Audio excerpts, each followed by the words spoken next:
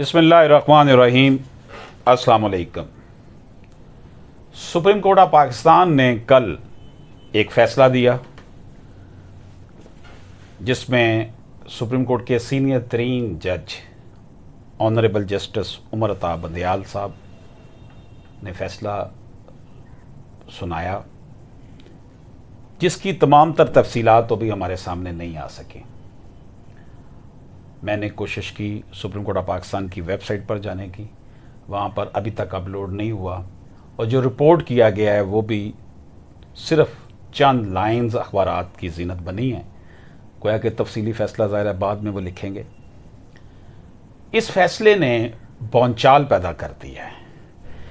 इस फैसले में honourable supreme court of Pakistan ने करार दिया है कि अगर ख़वातीन जब जिंदा हों और अपनी विरासत ना हासिल करें और उसके बाद वो फौत हो जाती हैं, तो उनकी औलाद अपने नाना की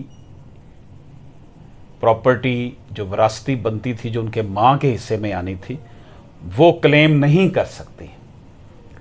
इस फैसले ने भौंचाल पैदा कर दिया। Email, WhatsApp messages, social media पर, मेरे व्हाट्सएप पे जो ग्रुप्स बने हुए हैं उसमें बहुत से लोगों ने इंक्वायर किया। पहली बात तो ये है कि जिस तरह का सोशल स्ट्रक्चर हमारे मुल्क का है, इस मुल्क में तो जैसे ही बाप फौत होता है फौरी तौर पर बेटियां डिमांड नहीं करती, अपने भाइयों को नहीं कहती कि जी हमारे बाप का हिस्सा में फ़ौरन दे दो, क्योंकि मैन डोमिनेटेड सोसाइटी है। अब मैन डोमिनेटेड सोसाइटी में बहनों की तरफ से हिस्सा फौरी तौर पर मांगना या ज़बानी कलामी औरल तो मांगा गया, उसका क्या सबूत होगा बाद में कि जी उन्होंने ज़बानी तो मांगा था, उनको नहीं मिला, चूँकि उन्होंने कोई केस नहीं किया था अपने विरासती हक़ के लिए, इसलिए वो अब फौत हो गई। अपनी ज़िंदगी में उन्होंने कोई केस नहीं किया था, इसलिए अब उनकी औलाद को हिस्सा नहीं मिल सकता। इस तरह की सोसाइटी में तो ये एब्सोल्युटली जो है ना वो रॉन्ग बन जाता है कि बाप फौत हुआ और बेटियां जो ज़िंदा हैं, उसकी औलाद जो शख्स फौत हुआ है डिजीज़, उन्होंने अपना हिस्सा अपनी ज़िंदगी में क्यों वसूल नहीं किया। जिस माशरे का हम हिस्सा है, यहाँ पर तो 45-50 साल लग जाते हैं सिविल कोर्ट से लेकर सुप्रीम कोर्ट जाते तक, तो क्या उनकी उम्र खिज़र लेकर वो आएंगी ख़वातीन के ज़िंदा रहें और मुकाबला करते ही रहें अपने भाइयों से और अपना हिस्सा वसूल करें। सोशल जस्टिस नाम की तो चीज़ ही नहीं है यहाँ पर। तो अभी क्योंकि तफसीली फ़ैसला नहीं आया, हमें इस पर कमेंट्स ज़्यादा नहीं करने चाहिए, लेकिन क्योंकि अब ये अनाउंस हो चुका है, इसके ऊपर क्रिटिसिज्म करना या इसके ऊपर बात करना में कोई मज़ायका नहीं है।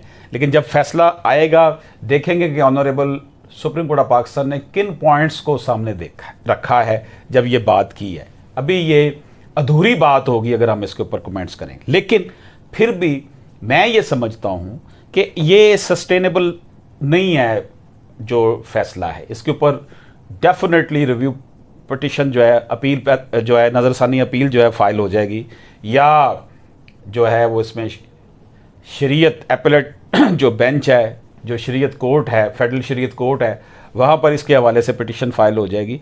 क्योंकि जो विरासत है ये तो जब तक उन तक पहुँच नहीं जानी तब तक इसने कायम ही रहना है।